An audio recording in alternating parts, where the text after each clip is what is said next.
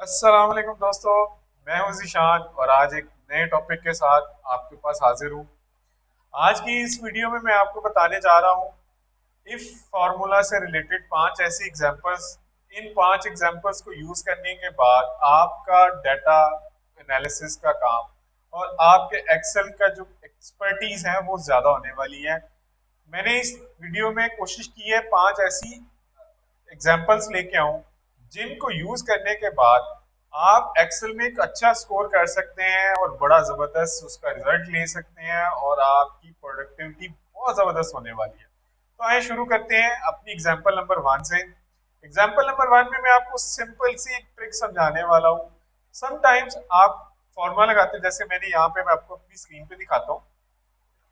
यहाँ पे मैंने एक छोटा सा टेबल लगाया हुआ है। मैं यहाँ पे इसकी पर यूनिट कॉस्ट कैलकुलेट करना चाहता हूँ। इसके लिए सिंपल सा फार्मूला, डिवीजन का फार्मूला लगाएंगे, is equal to cost divided by unit करेंगे, हमारे पास उसका पर यूनिट कॉस्ट आ जाएगी। ठीक है, एंटर करते हैं तो ये हमारे पास पर यूनिट कॉस्ट आ गई। लेकिन ये देखें, जहां पे वैल्यू नहीं थी वहां पे उसने डिवीजन का एरर दे दिया है, यानी डिवाइडेड बाय जीरो का एरर दे दिया है। यहाँ पे तो वैल्यू ही कोई नहीं है तो डिवाइडेड बाय जीरो का एरर आ रहा है।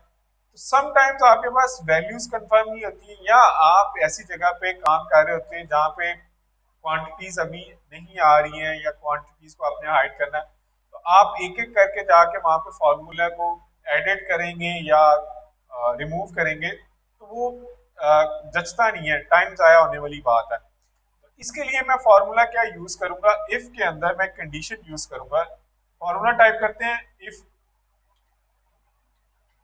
पैरेंथेसिस स्टार्ट करते हैं और यहाँ पे मैं लॉजिक देता हूँ कि अगर ये वाला मेरा cell is equal to empty cell is equal to double inverted commas का मतलब होता है कि अगर वो एम्प्टी है, एम्प्टी के साइन को डबल इन्वर्टेड कॉमा जाहिर करता है। ठीक है जी, अगर ये एम्प्टी है तो मेरे पास जो ट्रू वैल्यू है वो भी एम्प्टी शो हो, और अगर वैल्यू नहीं, उसमें कोई वैल्यू एग्जिस्ट कर रही है, वो एम्प्टी नहीं है, तो फिर मेरा फॉर्मूला लग जाए कि B3 multiply divided by C3, यानी total cost divided by number of unit. यहाँ पे मेरा फॉर्मूला कंप्लीट हो जाएगा। मैं एंटर करूंगा, ये देखें उसने मुझे इसके रिजल्ट में कुछ नहीं शो करवाया। क्यों? क्योंकि यहाँ पे मेरे पास जो वैल्यू थी वो थी नहीं, वो जीरो थी, वो ब्लैंक था सेल। तो जैसे इसमें मैं वैल्यू डालूंगा, ये देखिए जैसे मैं इसमें वैल्यू डाल के एंटर करता हूँ तो उसने ऑटोमेटिकली उसको कैलकुलेट कर लिया। लेकिन जैसे मैं इसको रिमूव करूंगा तो वो इसको बिल्कुल ब्लैंक शो करवा देगा। यही फॉर्मूला अगर मैं नीचे कॉपी पेस्ट कर देता हूँ, मैं इसको भी रिमूव कर दूं और इसको भी रिमूव, सबको रिमूव कर दिया तो मेरे पास ये ब्लैंक, लेकिन बैकएंड पे फॉर्मूला शो हो रहा है। एक ये एग्जांपल होगी। इसके बाद मैं आपको एक और एग्जांपल समझाने वाला हूँ। वो है कि आप बहुत बड़ी दफा मेरे टीचर दोस्त ग्रेड कर रहे होते हैं, या किसी भी लेवल पे जाके आप कुछ चीजों का ग्रेड कर रहे होते हैं कि अगर इस लेवल पे आएगी तो वो ए ग्रेड होगा, इस पे बी होगा, इस पे सी होगा, और इससे नीचे जितने होंगे वो डी होंगे। यहाँ पे मैं एक छोटा सा फॉर्मूला आपको इफ से रिलेटेड लगा के दिखाता हूँ। इफ के अंदर आप नेस्टेड फॉर्मूला को यूज कर सकते हैं। नेस्टेड फॉर्मूला के लिए मेरी एक ये वीडियो आ रही है, आप ये वीडियो देखें। इसमें मैंने नेस्टेड फॉर्मूला को बड़े अच्छे से समझाया, इसमें भी आपको समझ आ जाएगी। सिंपल, मैं यहाँ पे इसका कंडीशन लगाता हूँ और मैं यहाँ पे लिखता हूँ इन एनी इन केस, अगर ये वाली जो मेरी वैल्यू है, ठीक है, अगर ये वैल्यू मेरी ग्रेटर देन 90 हो तो मेरे पास ट्रू वैल्यू क्या आए, ट्रू वैल्यू आए कि ये ए है, इन्वर्टेड कोमा में लिखेंगे। अगर फॉर्मूला के रिजल्ट में आपने कुछ भी टेक्स्ट या अल्फाबेटिक्स लेके आने हैं तो आपको वो इन्वर्टेड कोमा में लिखने होंगे। अगर वो 90 से अबव नहीं है तो यहाँ पे हम फॉर्मूला नेस्ट करेंगे, इफ लगाएंगे फॉर्मूला का और फिर नया फॉर्मूला स्टार्ट कर देंगे। तो क्या करेंगे हम, फिर वही काम करेंगे कि हमारा B3 अगर ग्रेटर देन हो 80 के तो यहाँ पे आ जाए उसकी ट्रू वैल्यू आ जाए, मतलब उस अगर ये लॉजिक ट्रू होती है, मीट करता है इस लॉजिक को, तो वैल्यू क्या आ जाए, वो आ जाए बी। ठीक है, और अगर नहीं है 80 से ऊपर नहीं है तो फिर हम फॉर्मूला इफ का फॉर्मूला नेस्ट कर देंगे यहाँ पे, और यहाँ पे कहेंगे B3 अगर हमारा ग्रेटर देन है 70 के, तो हमारी यहाँ पे आ जाए वैल्यू आ जाए C, ठीक है। और अगर C 70 से भी ग्रेटर नहीं है तो फिर हम इफ का एक और फॉर्मूला लगाएंगे और लिखेंगे यहाँ पे ये जो हमारा B3 है ये ग्रेटर देन हो 60 के, तो हमारी ट्रू वैल्यू आ जाए D, ठीक है। और अगर 60 से भी नीचे है और हमने इससे नीचे जितने भी आए 60 से नीचे जितने भी आए हमने उसको मार्क करना है कि वो F हो, ठीक है। इन्वर्टेड कॉमा में फॉल्स वैल्यू लिख देंगे F के।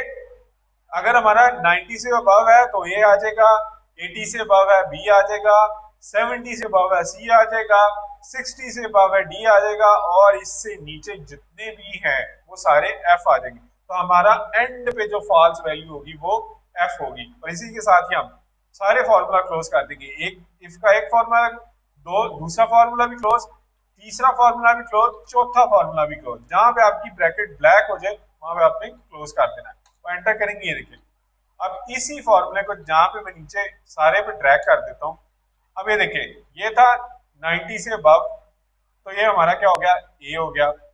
80 से अबव था तो ये हमारा बी हो गया। अब मैं जैसे इसको 80 करूंगा तो ये हमारा सी में कन्वर्ट हो जाएगा। 80 से अबव के लगाए, ठीक है।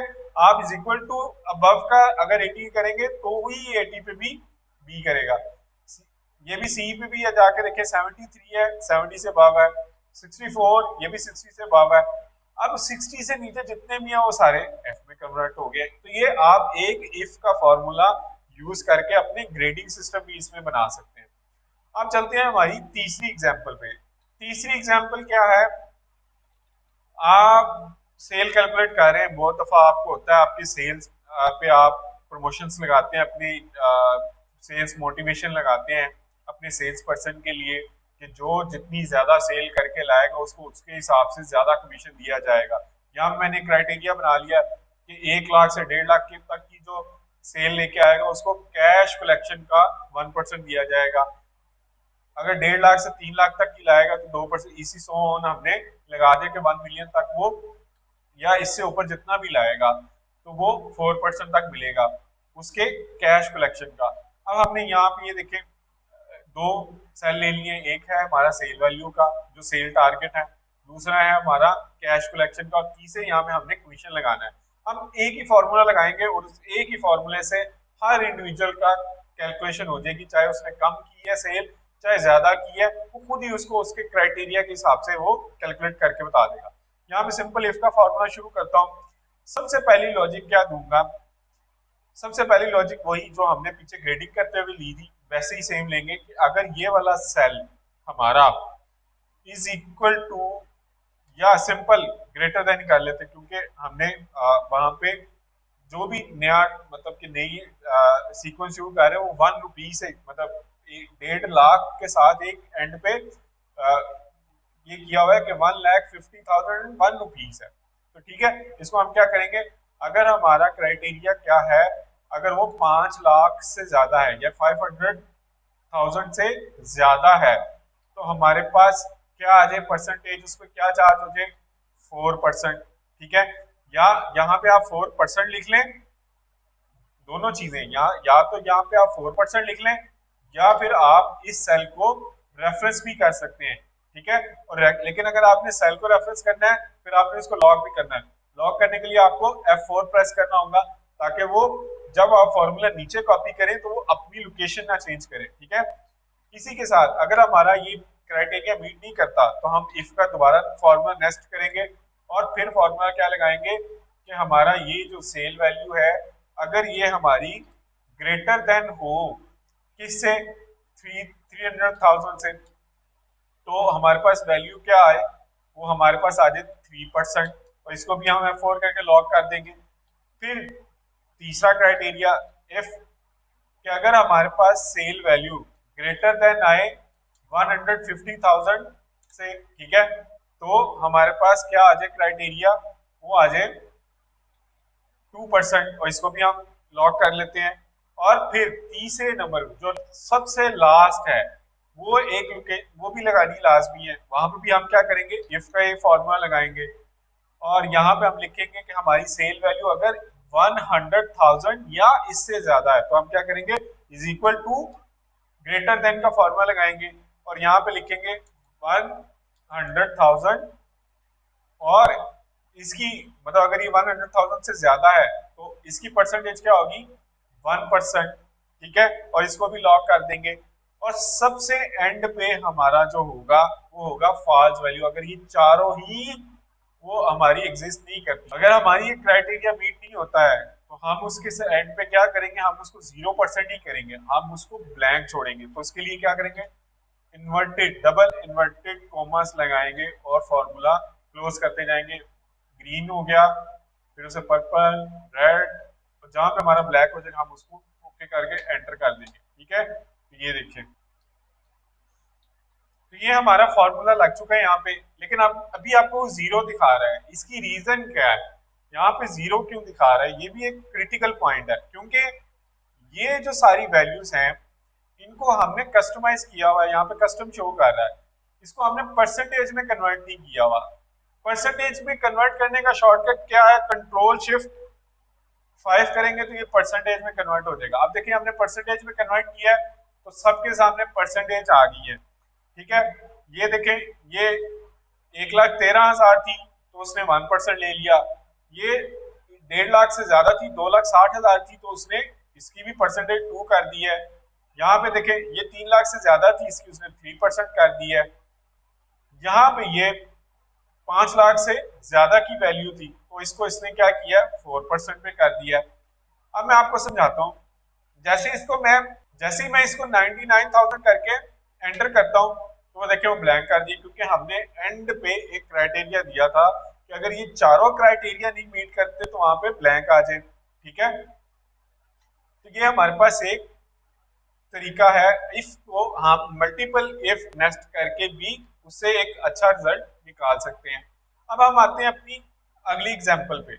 ये जो हमारी एग्जांपल है कि बहुत ही इंटरेस्टिंग है और बहुत ज्यादा यूज होती है, स्पेशली जब आप अली बाबा वगैरह पे जाते हैं तो आपको वहां पे क्राइटेरिया नजर आते हैं कि आप अगर 100 पीस लेंगे या 300 पीस लेंगे तो आपको ये रेट लगेगा, या अगर आप 500 पीस लेंगे तो आपको ये रेट लगेगा, अगर आप 1000 पीस लेंगे तो ये रेट लगेगा, और अगर आप इन सबसे ज्यादा पीस लेते हैं तो ये रेट लगेगा। तो वैसे ही मैंने आपके लिए एक छोटा सा टेबल डिजाइन किया है, इज इक्वल टू का साइन लगाएंगे यहाँ पे और यहाँ पे हमने क्राइटेरिया क्या लगाना है, इफ का फंक्शन लगा के सबसे पहला क्राइटेरिया हमने ये लगाना है कि अगर वो क्वांटिटी, यहाँ पे ये जो क्वांटिटी है अगर वो ग्रेटर देन है, is equal to greater than है 300 के, तो हमारी वैल्यू क्या आएगी, वो आएगी $13। तो हम यहाँ पे इसको F4 करके लॉक कर लेते हैं। इसके बाद अगर वो 300 से ज्यादा नहीं है, कम है 300 से, तो फिर हम क्या करेंगे, एक नया इफ का फॉर्मूला नेस्ट करेंगे, एक नया इफ का फॉर्मूला नेस्ट करेंगे, उसमें क्या देंगे कि अगर हमारी quantity is equal to greater than है 101 के, ठीक है, तो हमारी जो वैल्यू आए, ट्रू वैल्यू, वो क्या आए, वो आए $16। इसको भी मैं F4 करके लॉक कर दूंगा। अगर ये दोनों क्राइटेरिया भी मैच नहीं होते हैं तो हमारा तीसरा क्राइटेरिया क्या होगा कि अगर हमारी क्वांटिटी इज इक्वल टू और ग्रेटर देन 26 हो, सॉरी 26 हो, तो हमारी वैल्यू क्या आ जाए, 18। ठीक है, और इसको भी मैं लॉक कर देता हूं। फिर हमारे पास आ जाती है नेक्स्ट, तीन हमारी क्राइटेरिया हो गए, तीनों को हमने मैच कर लिया। ठीक है, 3 के लिए फॉर्मूला हमने लगा लिया। अब हमारा चौथा क्राइटेरिया क्या है, 10 से 25 के दरमियान हो, तो फिर इफ का फॉर्मूला लगाएंगे और लिखेंगे यहाँ पे कि अगर हमारी quantity is equal to greater than 10 है, 10 से ऑनवर्ड जितनी भी ऊपर है, तो फिर हमारा यहाँ पे जो उसकी वैल्यू आ जाए वो आ जाए $20। ठीक है, तो इसको भी हम लॉक कर लेते हैं 4 करके। और अगर ये चारों क्राइटेरिया मैच नहीं होते हैं तो हमारे पास वैल्यू क्या आनी चाहिए, वो आप कुछ भी रख सकते हैं। मैं यहाँ पे कर लेता हूँ $25, ठीक है, सिंपल, इसको मैं $25 लिख लेता हूँ और यहाँ पे इसको मैं फॉर्मूला सारे अपने जितने भी है वो क्लोज कर लेता हूँ, एंटर करूंगा तो ये देखें मेरे पास वैल्यू आ गई है। ये पहली तो जो थी 10 से 25 के दरमियान फॉल कर रही थी तो $20 की प्राइस आ गई है, और अगर वही वैल्यू जब 75 हो गई है तो वो फॉल कर रही थी हमारे सेकंड क्राइटेरिया में, जब वो 160 हुई तो हमारे फॉल कर रही है 100, मतलब ये तीसरे क्राइटेरिया में, और ये 700 वाली हमारे चौथे क्राइटेरिया में। अब ये देखिए मैं इसको अगर 305 करूंगा तो ये ऑटोमेटिकली मेरे किधर चली गई है, चौथे क्राइटेरिया में। लेकिन अगर मैं इसको सिंपल यहाँ पे 9 लिखता हूँ तो ये देखिए ये हमारी उस चली गई है क्राइटेरिया में जो हमने बिल्कुल एंड पे लगाया था कि अगर ये चारों क्राइटेरिया मैच नहीं करते तो हमारे पास क्या वैल्यू आए, 25 की, 25 आ गई है। तो ये एक एग्जांपल ऐसी है कि जिससे आप अपने कुछ ई कॉमर्स स्टोर या अपने एक प्राइसिंग लेवल को बना सकते हैं बड़े इजीली। आप होलसेल का काम करते हैं, आप क्वांटिटी बेस्ड डिस्काउंट करते हैं, तो कैश बेस्ड डिस्काउंट करते हैं या सेल को इस तरह से मैनेज करते हैं कि आप जितनी ज्यादा क्वांटिटी लेंगे या जितने ज्यादा पैसों की चीज लेंगे उतना ज्यादा डिस्काउंट मिलेगा। तो ये इस फॉर्मूले में आप उस डिस्काउंट को अप्लाई करके एक सिंगल शीट में बना सकते हैं। आप जस्ट यहाँ पे क्वांटिटी डालें और आपको आइडिया हो जाएगा अच्छा इसको इतनी देने हैं, इसको इतनी देने हैं, तो ये कंफ्यूजन खत्म हो जाती है फिर वहां पे, तो आपकी कैलकुलेशन में कभी भी एरर आने का चांस नहीं बचता। अब मैं आपको अपनी अगली एग्जांपल समझाने वाला हूँ। ये एग्जांपल है सिंपल। समटाइम्स होता है आप कोई टेस्ट कंडक्ट करते हैं या इंटरव्यू कंडक्ट करते हैं या आप केपीएस कंडक्ट कर रहे हैं या आप इंटरनल परफॉर्मेंसेस को कंडक्ट कर रहे हैं, उनके परफॉर्मेंस लेवल्स को चेक करना चाह रहे हैं, तो वहां पे आप स्कोरिंग करते हैं और चेक करते हैं यार इसको हमने अगर इस स्कोर से नीचे है तो इसको हमने ये इस डेट के बाद चेक करना है, और अगर इस स्कोर से ऊपर है तो हमने इसको इस डेट के बाद चेक करना है। यहाँ पे मैंने क्राइटेरिया बनाया हुआ है जस्ट समझाने के लिए, आप इसको अपने जरूरत के मुताबिक भी बना सकते हैं। कि आपके पास अगर बिलो 50 स्कोर किया है किसी ने तो आपने उसको विद इन 7 डेज दोबारा रीटेस्ट करना है, ठीक है। अगर उसने 50 से अबव स्कोर किया तो आपने उसको 15 दिन बाद जो है वो दोबारा सेट करना, मतलब टेस्ट करना है। अब डेट कुछ भी हो सकती है, डेट ज्यादा भी हो सकती है, कम भी हो सकती है, तो मैं उसके हिसाब से आपके पास मतलब कि लेके आया हूँ। फर्ज करें आज के दिन मैंने उसको यहाँ पे टेस्ट कंडक्ट किया है, आज है 19 अक्टूबर 2022, तो सबकी मैं डेट आज की डाल देता हूँ, ठीक है। आज की डेट में सबको हमने टेस्ट कंडक्ट किया, उनके ये स्कोर्स हैं।